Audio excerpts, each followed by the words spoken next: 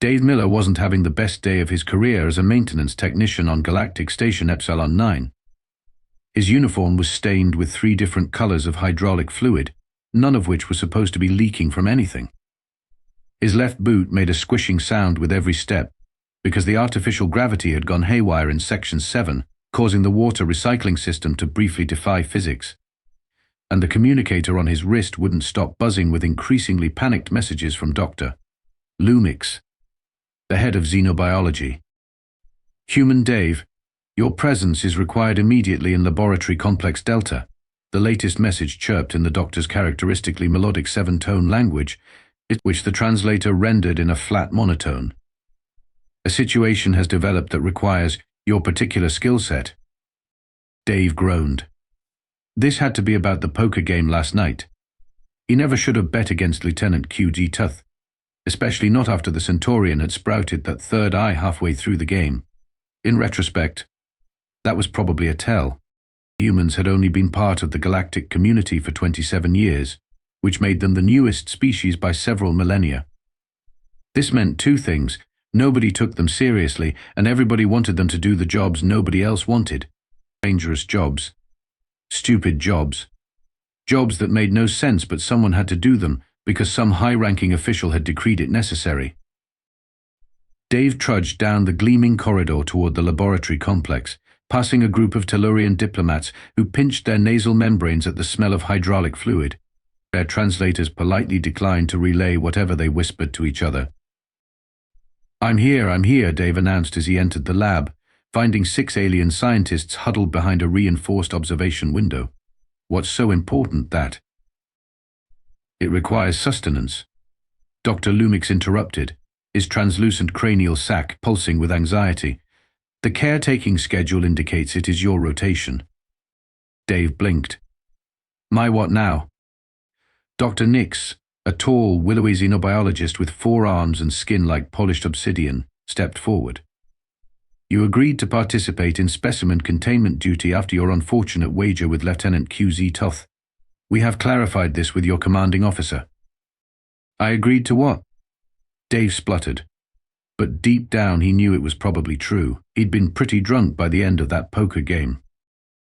They ushered him toward a containment chamber at the far end of the laboratory. Through the transparent barrier, Dave could see what looked like a cross between a tiger cub and a small dinosaur, and with iridescent scales in shades of midnight blue and crimson that shifted color as it moved. It had 6 limbs, 4 legs, and 2 smaller, almost arm-like appendages near the front, and a tail that ended in what looked uncomfortably like a scorpion's stinger. "That's a baby Vorlax," Dave said flatly. "You want me to babysit a baby Vorlax?"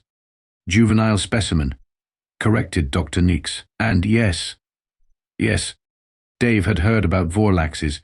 Everyone had. They were apex predators from the death world Tharsis 9, intelligent enough to use tools but savage enough to have developed precisely one tool, with a ceremonial knife for gutting their prey. Their adult form could take down spacecraft by latching onto the hull and methodically tearing through it.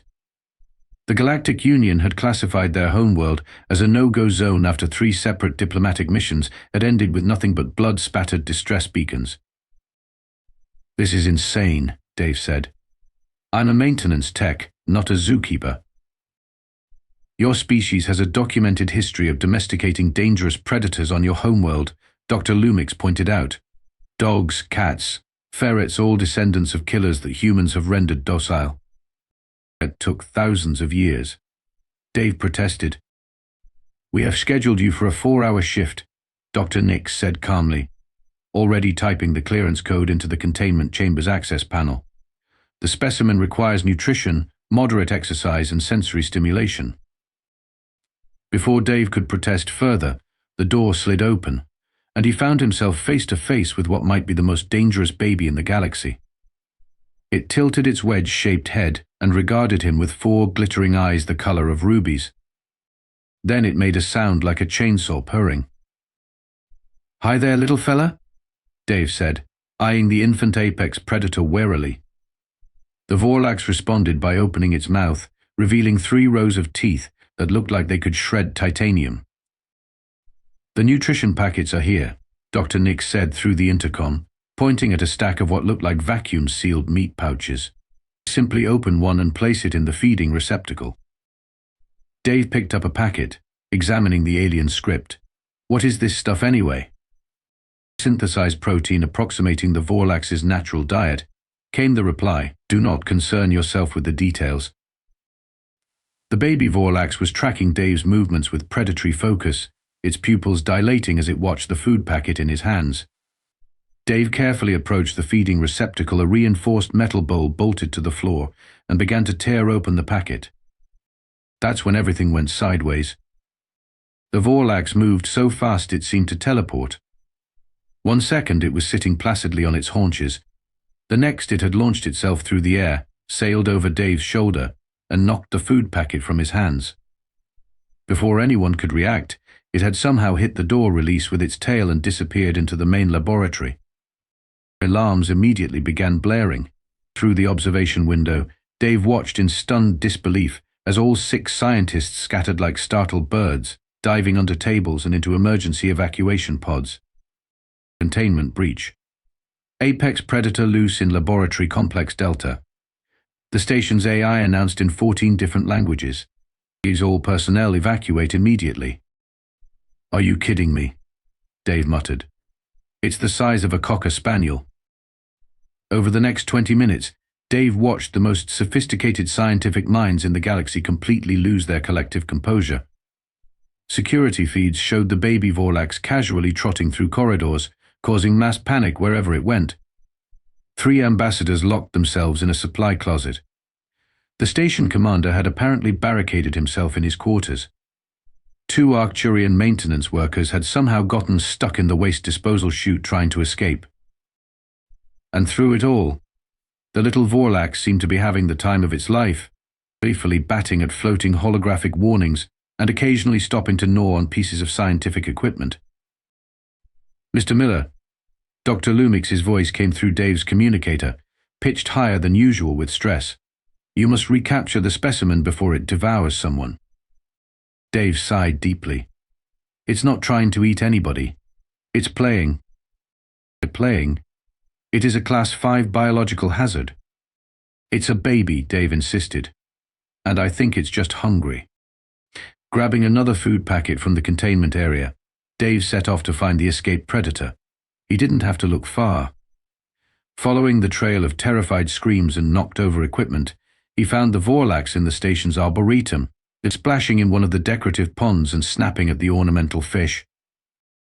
Hey there, Trouble, Dave called out. The Vorlax stopped mid-splash and swiveled its head 180 degrees to look at it. 4 ruby eyes blinked in sequence. Then, to Dave's amazement, it bounded out of the pond and trotted over to him, leaving wet, 3-toed footprints on the polished floor. Dave cautiously opened the food packet. The Vorlax sat down directly in front of him, its tail swishing back and forth in what looked suspiciously like wagging. Hungry, huh? Dave said, placing the food on the ground. The baby predator delicately picked up the meat with its front limbs, which Dave now noticed had opposable digits, and began to eat with surprising neatness. When it finished, it looked up at Dave expectantly. What? That's all I've got, Dave said, showing his empty hands. The Vorlax blinked again, then stood up on its hind legs and placed its front limbs on Dave's knees. Its scales shifted to a warm golden color as it made a trilling sound that somehow bypassed Dave's ears and resonated directly in his brain. Oh no, Dave said. No, no, no. I am not adopting a space monster. The Vorlax tilted its head. Don't give me that look, Dave insisted. I'm taking you back to your cage, habitat. But as he stood up and began walking back toward the lab, he realized the Vorlax was following him like an obedient puppy, occasionally bumping its head against the back of his leg. By the time Dave reached the laboratory, a security team in full tactical gear had assembled outside. They raised their weapons when the Vorlax came into view, but Dave quickly stepped in front of it. Stand down. It's fine. It's friendly. Dr. Nix emerged from behind the security team, her 4 eyes wide with disbelief. The specimen. It's following you. Yeah, Dave said. I think we bonded over lunch. For the next week, Galactic Station Epsilon-9 buzzed with unprecedented scientific activity. The laboratory observation deck had been converted into a makeshift amphitheater where xenobiologists from 17 different species gathered daily to watch Dave interact with the baby Vorlax, whom he'd started calling Rex. Despite the fact that nobody knew its gender, or if Vorlaxes even had genders. "Remarkable," mumbled Dr. Varix, a gastropod xenopsychologist who left a trail of luminescent slime wherever he went. The human displays no fear response despite being in proximity to a creature that could disembowel him with minimal effort. "The specimen appears to have imprinted on human Dave," observed Dr. Nix, taking copious notes on her datapad.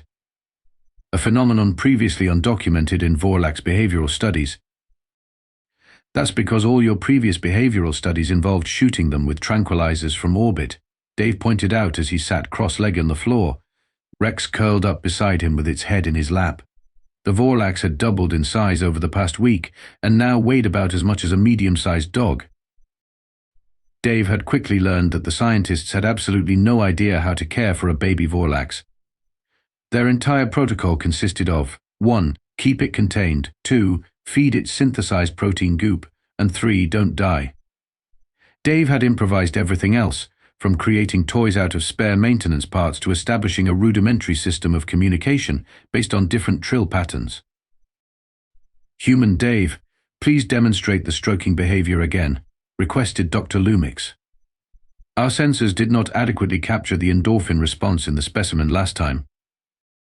Dave rolled his eyes but obliged, scratching Rex behind what passed for ears. The Vorlax's scales rippled with pleasure, shifting from midnight blue to a content lavender shade. The assembled scientists gasped and murmured, frantically recording data. "I don't understand why this is such a big deal," Dave said.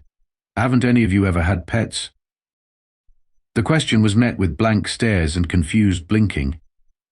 "You deliberately cohabitate with other species for companionship?" asked Dr. Varix, his eye stalks quivering with what might have been discussed. "Yeah? Dogs, cats, hamsters, fish. Some people keep snakes," Dave replied.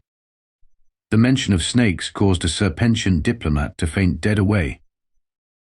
The cultural gulf became increasingly apparent as the days passed. The concept of keeping animals as companions rather than as research subjects or food was alien to most galactic species. Dave's casual affection toward Rex, the way he spoke to it, played with it, even let it sleep in his quarters, was considered somewhere between bizarre and heretical. The human allows the predator to roam freely in its sleeping chamber, Dr. Nix reported to the increasingly concerned Station Security Council. It grooms the creature daily. It has even created a crude bedding area from its own clothing items.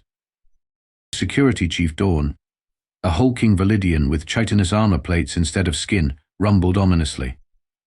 This behavior violates 17 different containment protocols. "But the specimen has shown no aggression," countered Dr. Lumix. "In fact, its stress hormones have decreased by 78% since human Dave began his pet-keeping activities." The debate raged on, with the security contingent demanding Rex be returned to a proper containment facility, while the scientific team argued for continuing the unprecedented observational opportunity. Meanwhile, Rex continued to grow at an alarming rate, gaining nearly a kilogram per day and developing new abilities that both fascinated and terrified the station's inhabitants. Most alarming was the discovery that Rex could change the color and pattern of its scales at will, sometimes mimicking the appearance of its surroundings so perfectly that it became virtually invisible. The first time this happened, Dave had spent 3 panicked hours searching his quarters only to find Rex had been sleeping on his pillow the entire time, camouflaged to match the pillowcase. "It's a defensive adaptation," Dave explained to the scientists. "Lots of Earth animals can do something similar. Chameleons, octopuses. Your planet houses multiple species with active camouflage capabilities," interrupted Dr. Varix, sounding horrified. "No wonder humans display such unnaturally calm responses to deadly stimuli." By the 3rd week, Rex had formed such a strong bond with Dave that it became distressed whenever they were separated. This culminated in an incident where Dave was assigned to repair an environmental system in the station's outer ring, leaving Rex in the laboratory habitat. By the time Dave returned 4 hours later, the Vorlax had systematically destroyed everything in the habitat, bent the reinforced door completely out of its frame, and was halfway through chewing a hole in the laboratory wall. The specimen has formed an unhealthy attachment, declared Station Commander Vox during an emergency council meeting that Dave had been summoned to. This poses an unacceptable security risk. With all due respect, Commander, Dave argued, Rex isn't dangerous, he's just attached. It reduced a titanium containment door to scrap metal. The security chief pointed out, because it missed you. Dave couldn't really argue with that. Rex was now the size of a large wolf and growing stronger every day. Its playful headbutts had sent Dave sprawling more than once, and its tendency to pounce on him in greeting had resulted in several minor injuries. I propose a compromise, said Dr. Nix thoughtfully. Human Dave clearly has a unique influence on the specimen. Instead of fighting this bond, we should formalize it, make Dave the official caretaker, with appropriate security measures and scientific oversight. Commander Vox's facial tentacles writhed with displeasure. You want to officially sanction this pet adoption? I prefer to think of it as a cultural exchange program. Dr. Nix replied with what passed for a smile in her species. After all, we are learning as much about humans as we are about Vorlaxes. After hours of debate, a reluctant agreement was reached. Dave would become Rex's official guardian, responsible for its care, training, and containment. In return, both would participate in regular research sessions and behavioral studies. As Dave left the council chamber, he found Rex waiting outside, having somehow escaped from the 3 security officers assigned to watch it. The Vorlax trilled happily and butted its head against Dave's leg, nearly knocking him over. Looks like you're stuck with me, buddy, Dave said, patting Rex's head. The Vorlax's scales shifted to a contented gold as it purred like a muscle car with engine problems. 3 months later, Dave stood in the expanded habitat that now occupied an entire deck of the station, watching Rex systematically demolish a reinforced exercise ball the size of a compact car. The Vorlax had grown to the size of a tiger, with muscle density that would make a rhinoceros envious and claws that could slice through hull metal like it was warm butter. That's the 3rd one this week, Dave sighed as Rex proudly deposited the shredded remains of the ball at his feet. Perhaps we should fabricate the next one from the same material as the station's radiation shields, suggested Dr. Nix, who had become a regular fixture in what the station crew now called the Vorlax zone. Rex had developed a tolerance for Dr. Nix, largely because she brought treats and never tried to take blood samples without asking Dave first. The rest of the scientific team still observed from behind reinforced barriers, especially after the incident with Dr. Lumix's favorite tentacle. I think he's bored, Dave said. He needs mental stimulation, not just physical stuff to destroy. Fascinating that you continue to anthropomorphize a species whose neural structure bears no resemblance to human brains, Dr. Nix remarked. I'm not anthropomorphizing. Look at him, he's basically a gigantic cat with scales and extra limbs. He gets bored, he gets cranky, he likes to play, and he's smart as hell. As if to prove Dave's point, Rex had begun methodically sorting the remains of the exercise ball by size, creating neat piles of debris. Dave's assessment of Rex's intelligence wasn't just the biased opinion of a proud pet parent. The Vorlax had demonstrated problem-solving abilities that astonished the scientific community. It could open any door on the station, regardless of the security measures. It understood verbal commands in multiple languages. Most impressively, it had developed its own system of communication through combinations of trills, purrs, and color changes. Watch this, Dave said. Rex, where's your green toy? Rex immediately trotted across the habitat to a pile of objects that Dave had provisioned as toys, selected a twisted piece of metal that had once been part of a waste processor, and brought it back. Good boy. Now, where's the round one? Rex repeated the process, this time retrieving a spherical object. Now, bring me something green and round. Without hesitation, Rex returned to the pile, considered it carefully, then selected a green spherical object Dave had never seen before. Where did that come from? Dave asked, startled. Rex's scales shifted to a pattern that Dave had come to recognize as the Vorlax equivalent of laughter. "I believe the specimen has been collecting objects from around the station," Dr. Nix observed. "This suggests a level of planning and conceptual thinking previously undocumented in its species." "Great," Dave muttered. "My space dinosaur is a kleptomaniac." Rex's growing intelligence was matched only by the station crew's growing fascination with him. Despite initial fear and skepticism, many had come to view the Vorlax as something of a mascot. Security officers took detours past the habitat during their patrols. Engineers consulted Dave about Rex's preferences when designing new toys. Even Commander Vox had been spotted surreptitiously watching Rex play from a discreet observation point. Not everyone was won over, however. A contingent led by Security Chief Dawn continued to advocate for stricter containment measures, pointing to Rex's exponential growth and increasingly evident predatory capabilities. "The creature dislocated its jaw yesterday to consume a nutrition packet whole," Dawn argued during yet another security review. "Its bite force now exceeds that of industrial compactors." "He was showing off," Dave countered. "He knows he's not supposed to eat like that." "Right, Rex." Rex, who had been granted permission to attend the meeting after much debate, lowered his head sheepishly. His scales shifted to a contrite blue pattern. "See? He understands." The true breakthrough and complication came during a routine cognitive assessment. Dr. Varex had designed a series of tests to measure Rex's problem-solving abilities, including puzzles where Rex had to manipulate objects to release food rewards. Rex solved the first puzzle in seconds. The second took even less time. By the fifth puzzle, Rex wasn't even bothering to physically interact with the mechanisms. He simply stared at them intensely until they mysteriously disassembled themselves, but releasing the treats inside. Telekinesis.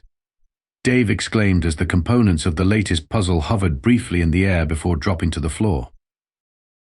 "Not precisely," Dr. Nix said, her voice uncharacteristically excited.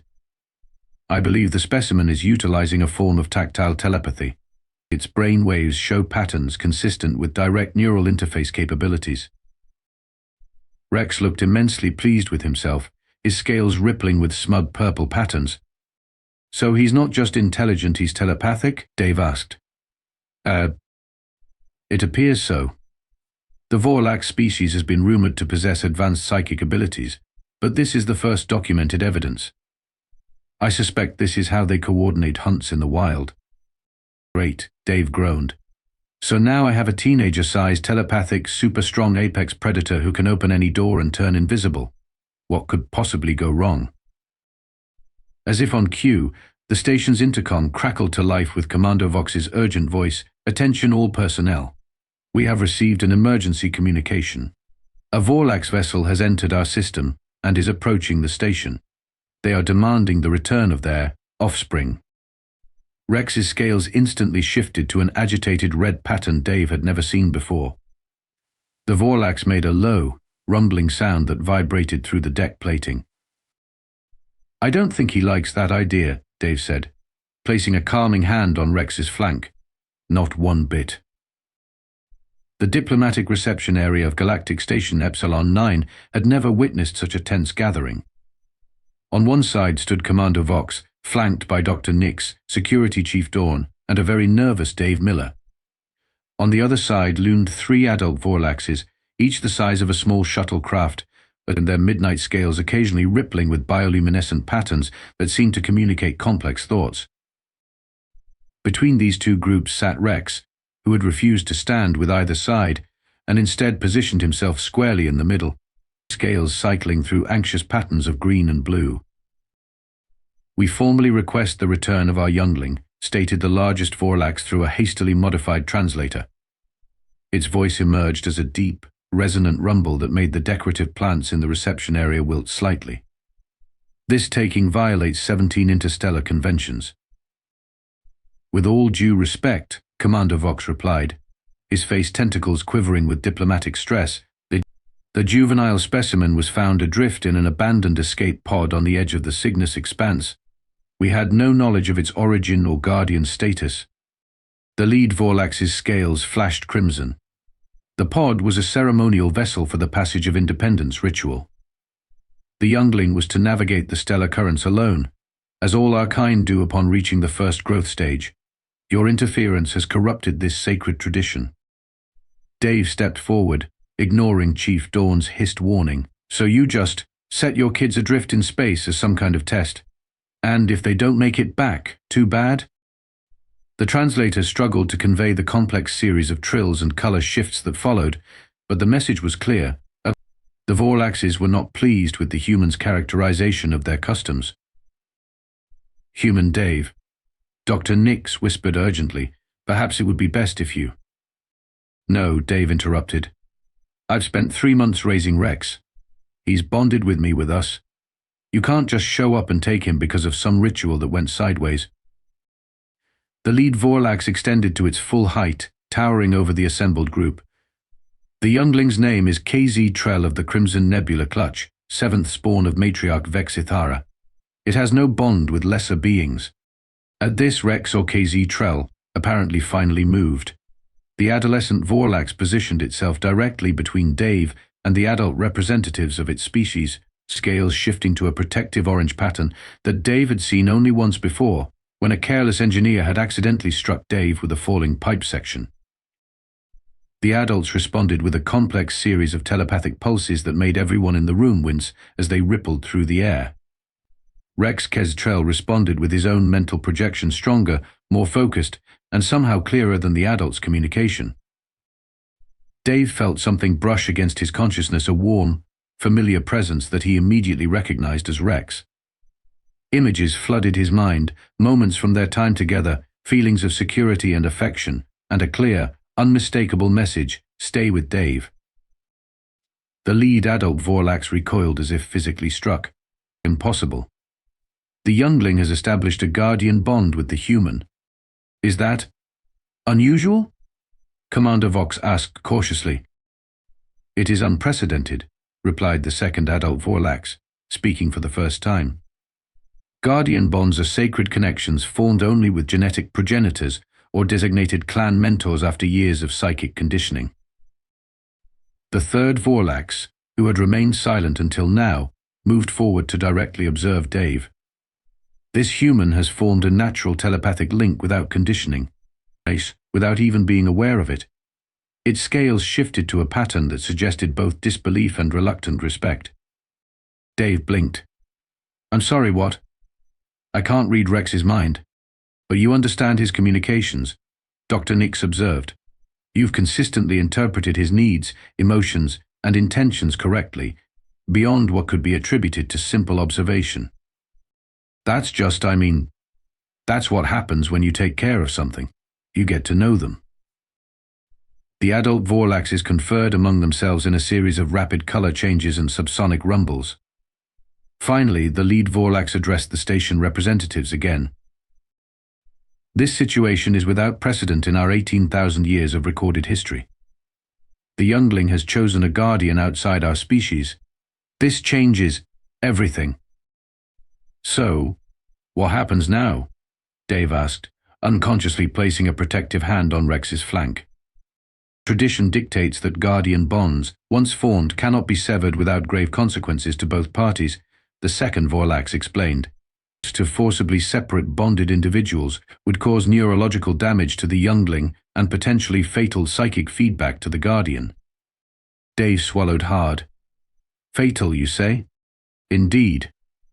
The bond appears particularly strong in your case. The Commander Vox's face tentacles twisted into what passed for a grimace in his species. Are you suggesting that human Dave must accompany the youngling back to your world? That would be problematic, the lead Vorlax admitted. Our atmosphere contains compounds toxic to most carbon-based life forms, and our social structures do not accommodate non-telepathic species. So Rex, KZ Trell, stays here? Dave asked hopefully. The third Vorlax, who seemed to be studying the situation most carefully, offered another alternative. Perhaps there is a third option that honors both the bond and our traditions. The human could serve as our cultural attaché, raising KZ Trell according to our customs while remaining in a compatible environment. In exchange, KZ-Trell would facilitate communication between our species, the first formal diplomatic channel ever established with the Vorlax collective. The station fell silent as everyone processed this unprecedented proposal. Rex KZ-Trell broke the tension by bumping his head against Dave's chest gently, by Vorlax standards, which meant Dave only staggered backward 3 steps instead of being knocked to the ground. "I think he likes that idea," Dave said with a wry smile. 6 months later, Dave Miller stood at the viewport of the newly constructed Vorlax embassy, watching supply shuttles dock at Galactic Station Epsilon-9. The embassy was technically an independent structure, tethered to the station by a reinforced access tube but maintaining its own environmental systems, which now included trace amounts of the methane compound that Vorlaxes found so refreshing. Ambassador KZ-Trell will be finished with the Thanagarian delegation in approximately 12 minutes, announced the embassy's AI in a pleasantly modulated tone. He requests that you prepare the training simulation for this afternoon's cultural exchange program. "Thanks, Artie," Dave replied, using the nickname he'd given to the artificially responsive telepathic interface that the Vorlax engineers had installed. "Tell him I'm on it." "Tell him." Dave made his way to what had once been a standard station gymnasium and was now a multi-species interaction facility. In the center of the room stood Rex, or Ambassador KZ-Trell, as he was now officially known, engaged in a complex telepathic exchange with 3 floating jellyfish-like beings from Thanagar Prime. Rex had grown to his full adult size, a magnificent 12 feet of iridescent scales, powerful muscle, and terrifying natural weapons. He was also, as it turned out, only an adolescent by Vorlax standards and would continue growing for another 30 years. Dave tried not to think about that too much. The Vorlax noticed Dave enter and politely concluded his meeting with the Thanagarians, who bobbed respectfully before floating toward the exit. "Dad." The negotiations were successful. Rex communicated directly into Dave's mind. The telepathic link they shared had strengthened over time, to the point where they could now hold complete conversations without Dave having to guess at Rex's meaning from color patterns and trills. "Great job, buddy," Dave replied out loud, having never quite gotten used to the idea of thinking his responses. What did they agree to? Trade routes through the Cygnus Expanse in exchange for protection from space pirates. The usual. Rex's scales rippled with a pattern that Dave recognized as the Vorlax equivalent of a shrug. In the months since the diplomatic standoff, Rex had become the galaxy's most unlikely ambassador. His unique upbringing, part Vorlax tradition, part human companionship, had created a bridge between 2 species that had previously seemed incompatible. Dave had been officially designated as cultural adaptation specialist and guardian to Ambassador KZ-Trell, a position that came with diplomatic immunity, premium quarters, a substantial salary. More importantly, it meant he and Rex could stay together, continuing the bond that had surprised everyone, including themselves. The Vorlax collective had gradually increased their presence in galactic affairs, revealing themselves to be not just fearsome warriors but sophisticated philosophers and talented engineers. Their telepathic abilities made them natural mediators in complex disputes, and their protective instincts, once directed solely toward their own kind, had expanded to include allies and trading partners. All because one human maintenance technician had treated a baby apex predator like a pet instead of a monster. "We've got that school group coming through in an hour," Dave reminded Rex as they set up the training simulation. "Remember to dial back the telepathic stuff. Human kids get headaches if you project too strongly." Rex's scales shifted to an acknowledging blue pattern. "I remember. The little ones are my favorite visitors. They ask the best questions, and they're not afraid to touch my scales." The educational program had been Commander Vox's idea, a way to normalize relations between humans and Vorlaxes by starting with the most adaptable members of society, children. It had proved wildly successful, with school groups from Earth colonies throughout the sector requesting visits. "Oh, and Dr. Nix wants to know if you'll participate in another comparative psychology study next week," Dave added. "Something about measuring empathic responses across species boundaries." "Tell her yes, but only if she brings those protein clusters I like." Dave laughed. "Some things never changed. no matter how big or diplomatically important Rex became. The strangest development had been the effect on interspecies relations throughout the galactic community. What began as a unique circumstance between Dave and Rex had sparked a trend. Other species began requesting human cultural consultants for their young or difficult members. Apparently, the human capacity for treating dangerous aliens like oversized puppies was a valuable diplomatic skill. The Arcturus delegation has submitted another request, Artie announced through the embassy's communication system. They wish to know if you would consider taking on a juvenile magma worm as a cultural exchange project. Absolutely not, Dave responded firmly. One apex predator is my limit. Rex projected amusement. The magma worm is hardly an apex predator. They're primarily scavengers. They breathe fire, Rex. A minor adaptation for melting ore deposits. Before Dave could argue further, the embassy door chimed, announcing the arrival of the school group. 20 human children from the Earth colony on Proxima Centauri B were all eager to meet the famous Vorlax ambassador and his human dad. As Rex carefully adjusted his posture to appear less intimidating and Dave prepared his standard introduction, he couldn't help but reflect on how absurdly his life had changed. From fixing leaky pipes on a space station to co-parenting an alien ambassador, all because he'd lost a poker game and treated a deadly predator like it needed a friend. The universe, Dave had learned, had a strange sense of humor, but sometimes that worked out just fine. Ready? Dave asked, as the excited chatter of children grew louder in the antechamber. Rex's scales shifted to a warm golden hue content, confident, happy. Ready, Dad? The doors opened, and the children streamed in, their eyes widening at the sight of the magnificent creature before them. One brave little girl stepped forward, looking up at Rex with wonder rather than fear. "Are you really friends?" she asked, looking between Dave and the towering Vorlax. Dave smiled. "Better than friends. We're family."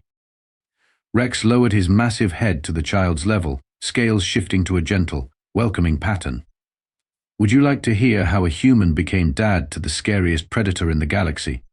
he projected softly. The children gathered around in a semicircle, nodding eagerly, their eyes wide with anticipation. Well, Rex projected, his scales rippling with storytelling patterns of deep blues and purples. It all began when a clueless human maintenance technician lost a poker game to a Centaurian with 3 eyes.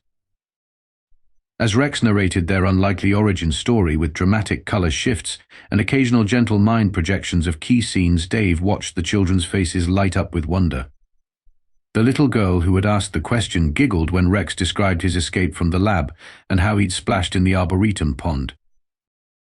And that's why, Rex concluded, his scales now a warm sunset orange. Sometimes the most important families are the ones we choose, not the ones we're born into. A boy near the back raised his hand. "Does that mean humans can be friends with any alien?" "Not any alien," Dave answered carefully. "But it means that sometimes looking past differences and finding connections is more important than focusing on how scary something might seem at first."